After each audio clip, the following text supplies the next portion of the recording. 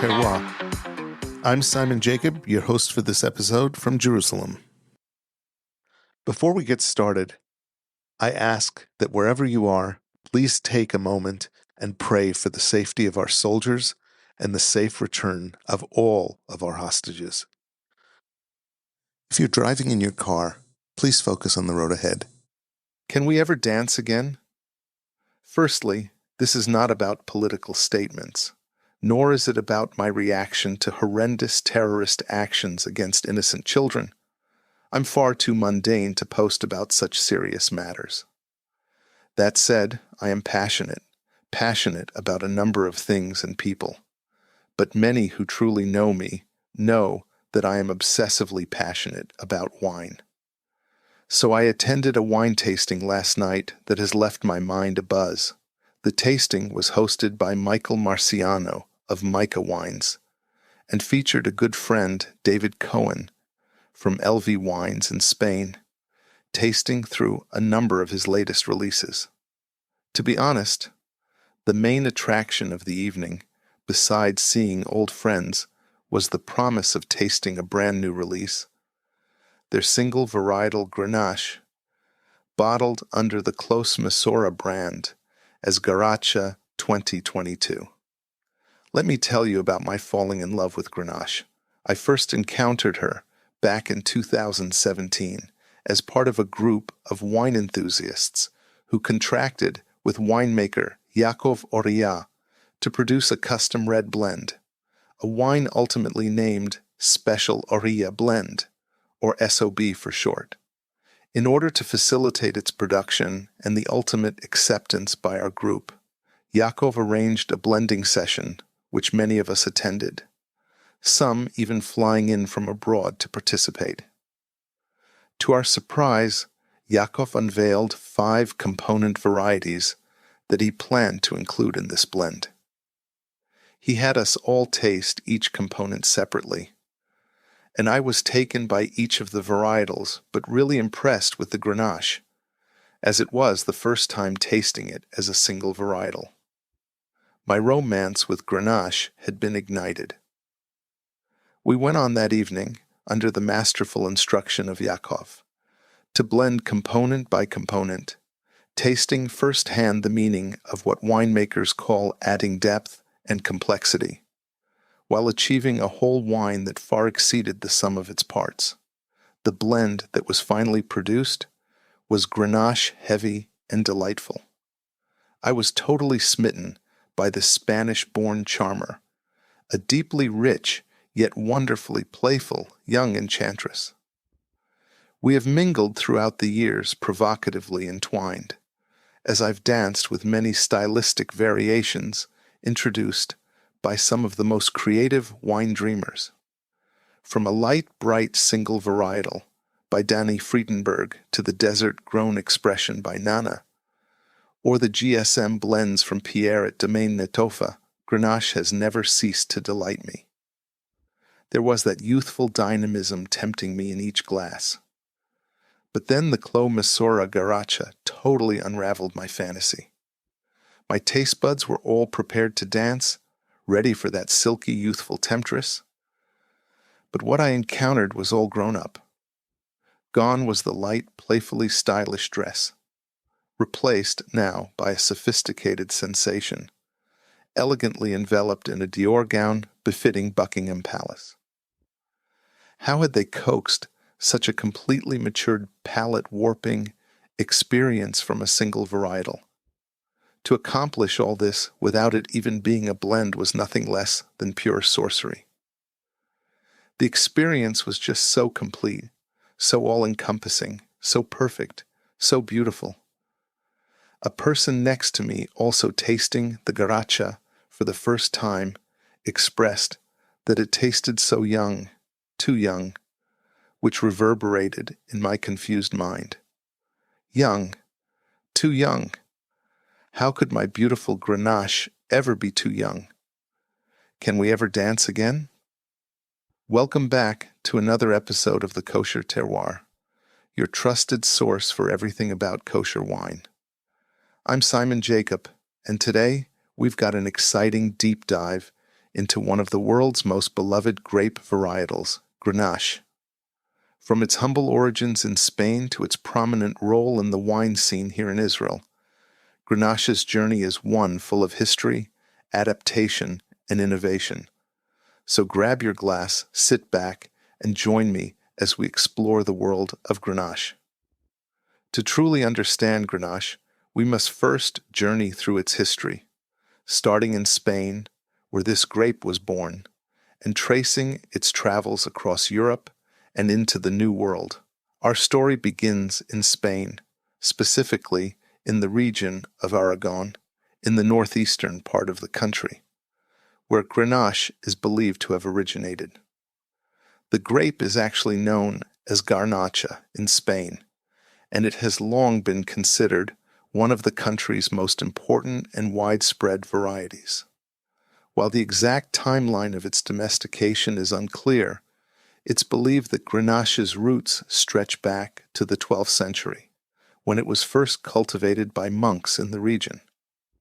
Historical records suggest that Garnacha was brought to Spain by the Moors during their occupation of the Iberian Peninsula. However, it wasn't until the 15th and 16th centuries that it became more widely planted, with the Aragon region being a particular hotspot. Grenache's early use was primarily for fortified wines and blends, often paired with more tannic varieties to balance their heavy structure.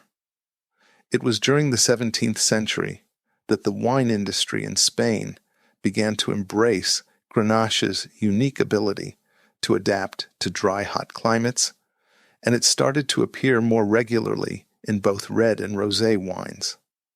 The variety's high alcohol content, rich fruit flavors, and relatively low acidity made it an ideal grape for both warm climates and for creating wines that could stand up to long aging.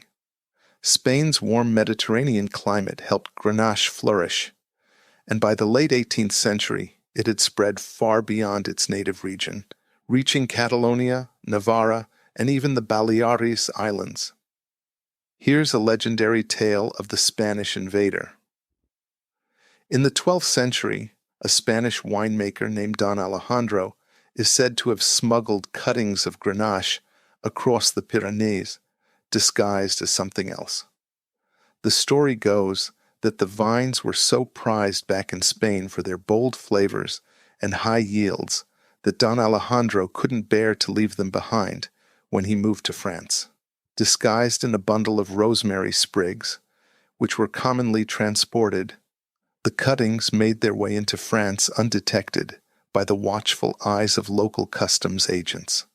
The plantings were initially secret, but once the vines flourished, word spread, and Grenache became one of the stars of the Rhone Valley. Whether this story is fact or fiction, it captures the spirit of Grenache, quietly sneaking into some of the best terroirs around the world, establishing itself as a true classic. Grenache's migration to France is a pivotal chapter in its history, and it arrived just in time to make its mark on the southern Rhone Valley in the 18th century. It is believed that Grenache was introduced to France from Spain via the Catalonia region, where the grape had been cultivated for centuries. While it was initially used in blends, it didn't take long for French winemakers to recognize the incredible potential of Grenache. By the 19th century, Grenache had firmly planted its roots in the Rhone Valley, especially in the Châteauneuf-du-Pape region, where it quickly became the backbone of many of the area's famous red wines. In fact, Grenache accounts for more than 50% of the plantings in Châteauneuf-du-Pape today. It was in the early 1900s that Grenache began to take on an iconic role in the region's famous GSM blends, a combination of Grenache, Syrah, and Mourvèdre, which produced wines that were rich, fruit-forward, and balanced by deep tannins from Syrah and Mourvèdre. These blends became the hallmark of Rhone wines, and Grenache's ability to ripen fully in the warm climate of the Rhone made it indispensable. But it wasn't just in the Rhône Valley where Grenache found success. As France expanded its wine culture, Grenache spread to other regions with similar climates, such as Languedoc-Roussillon and Provence, where it was used in both red and rosé wines. In these areas, Grenache became known for producing fresh, vibrant wines that were beloved by wine lovers and became a staple of Mediterranean wine culture. Grenache's rise to prominence in France was also helped by the phyllox-era epidemic in the late 19th century, which destroyed vast areas of European vineyards. When vineyards were replanted in the aftermath, Grenache was one of the varieties that recovered the fastest, cementing its place in French winemaking history.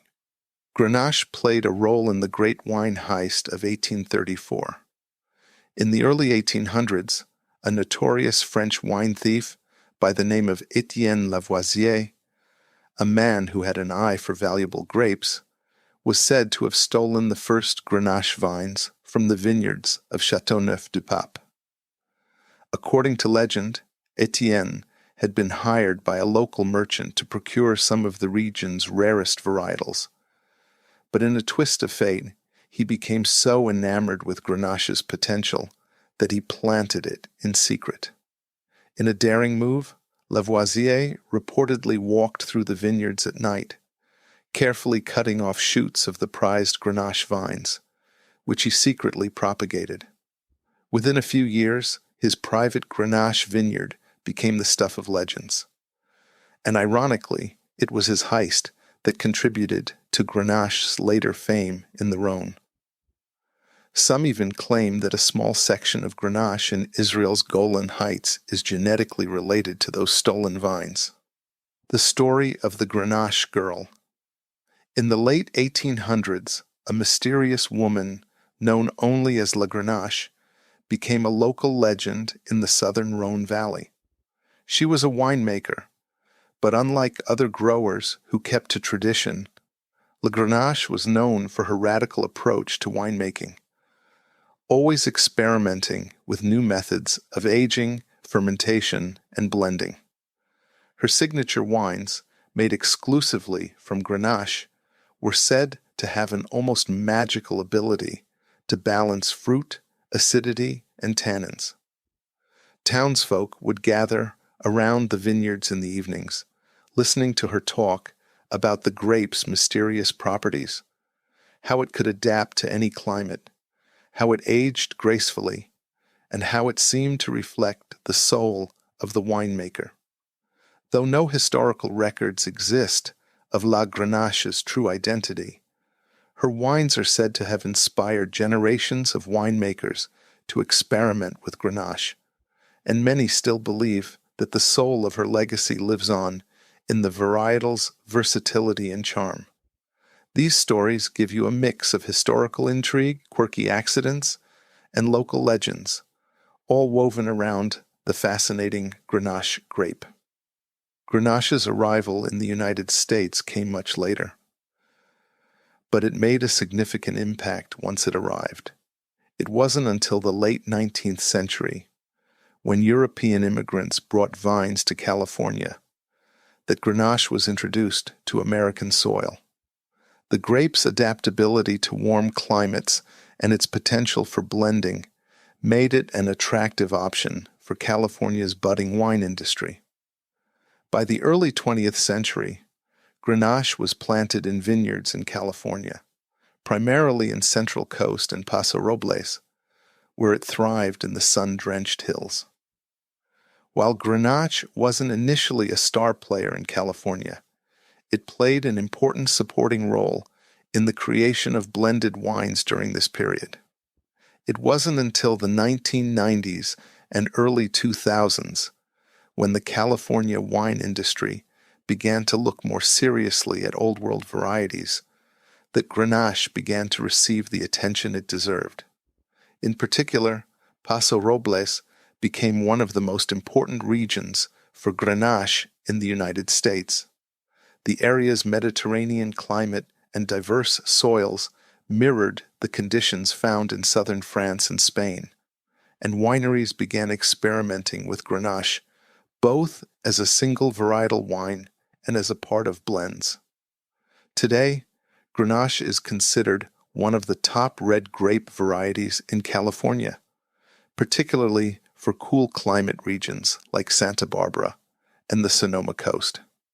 Its fruit-forward character, coupled with vibrant acidity, makes it a standout in single varietal wines, while its blending potential continues to shine in GSM wines, which are now extremely popular across the United States.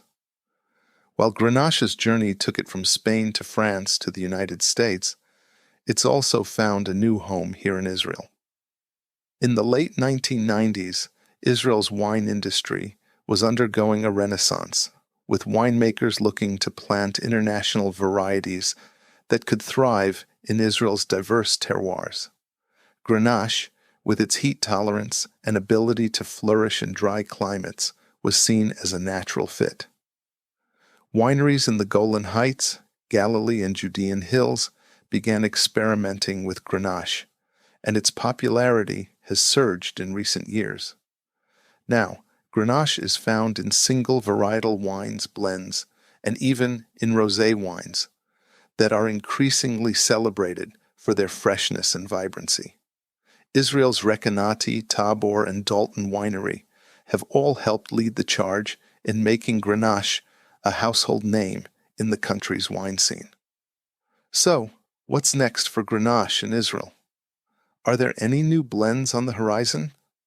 While some wineries have been quietly working with Grenache, a number of producers are keeping their experimental projects close to the chest. However, there are whispers about new blends that combine Grenache with varieties like Tempranillo, Zinfandel, and even the more robust Cabernet Sauvignon.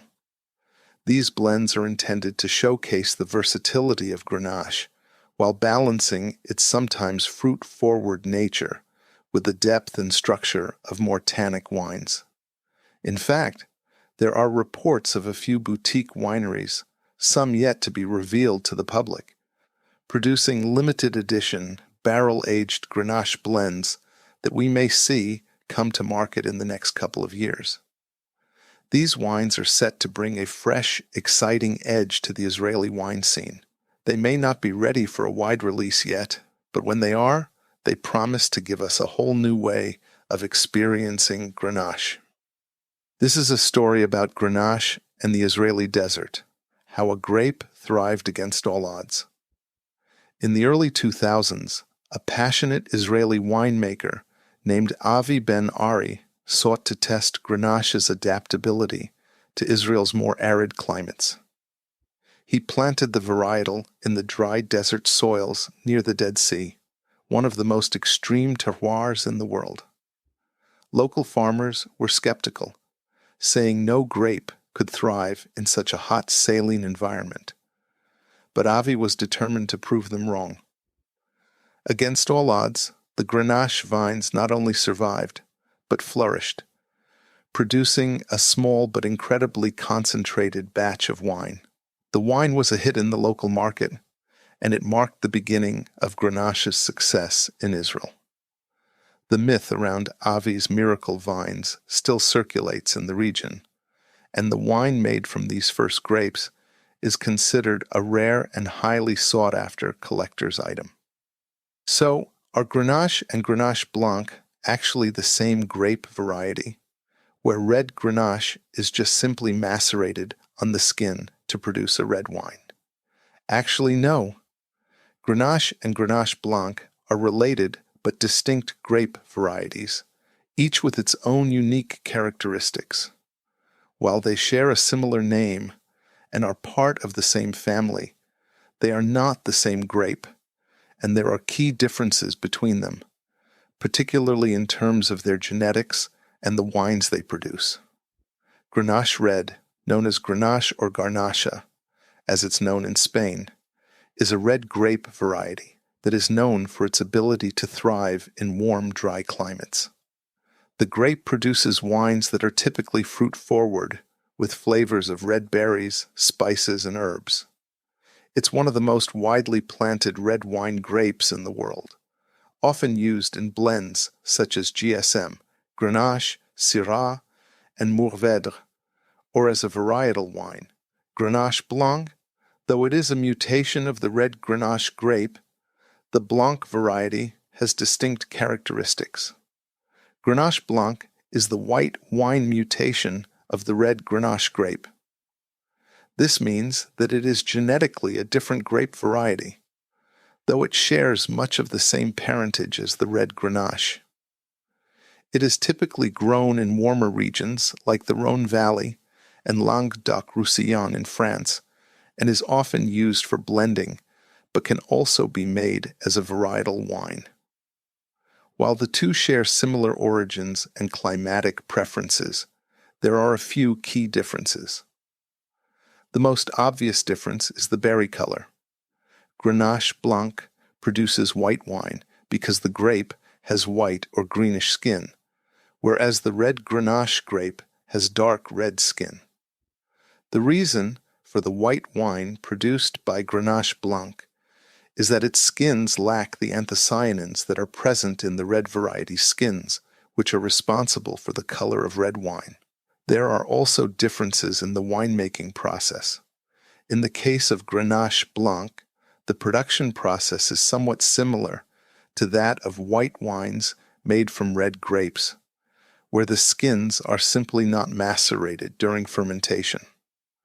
Red wine made from Grenache, on the other hand, requires the skins to stay in contact with the juice during fermentation to extract the color and tannins.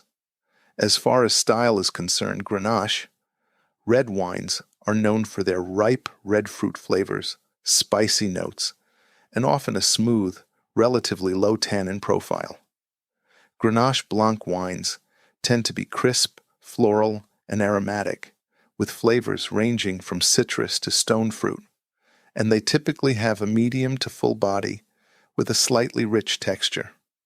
It's often used in blends with other white varieties like Roussanne, Marsanne, and Viognier in regions like the Rhône Valley. There is a genetic connection, though.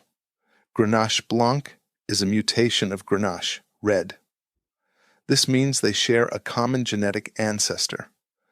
But over time, the mutation resulted in the distinct white berry color and slightly different flavors and winemaking characteristics. However, the genetic code for both is very similar, and they are sometimes even thought of as siblings within the same family of grapes. So, while Grenache Blanc is not just a non-skin macerated version of the red grape, as you may have thought, it is still genetically linked to Grenache and is often grown in the same regions. It's an interesting example of how a single grape variety can evolve into different versions with distinct characteristics.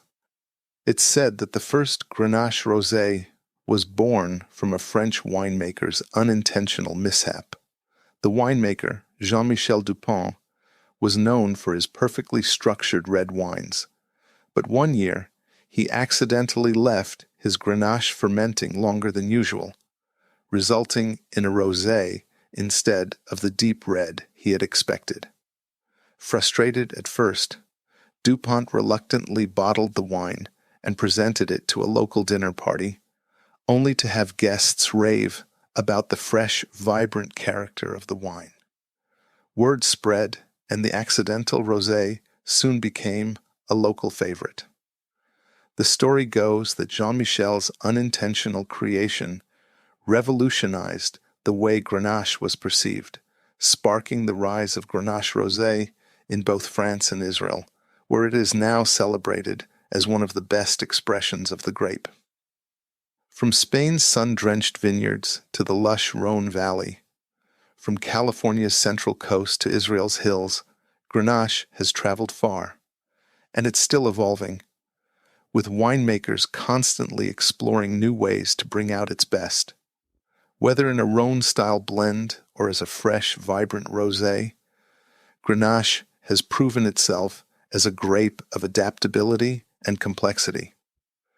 But what makes it truly exciting is how it continues to surprise us, generation after generation. What makes Grenache so exciting, and why it should be on every kosher wine lover's radar, is its adaptability. It's a grape that thrives in many conditions, but it also tells the story of where it's grown. In Israel, it reflects the unique microclimates and varied terroirs of this fascinating land, giving us an entirely different flavor profile compared to the classic expressions from France or Spain. But beyond just wine trends, there's the winemaking community itself. Israeli winemakers are truly pushing the boundaries of tradition, experimenting with grapes, blending methods, and aging techniques that make each vintage feel like a new discovery. Keep an eye on Grenache. It's evolving right before our eyes. And if you're a fan of exploring fresh, exciting flavors, there's a whole new world of possibilities opening up. That's all for today's episode of the Kosher Terroir. If you've enjoyed this deep dive into Grenache, I'd love to hear your thoughts. Have you tasted a Grenache from Israel? What did you think? Feel free to reach out on our website at www.thekosherterroir.com or find us on social media. And don't forget to subscribe and leave us a review. There's so much more coming your way, so stay tuned for more stories, interviews, and expert insights into the world of kosher wine. Until next time, l'chaim.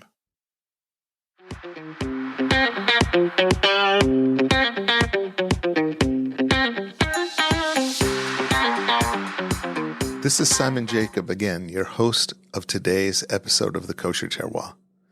I have a personal request. No matter where you are or where you live, please take a moment to pray for our soldiers' safety and the safe and rapid return of our hostages. Please subscribe via your podcast provider to be informed of our new episodes as they are released. If you're new to the Kosher Terroir, please check out our many past episodes.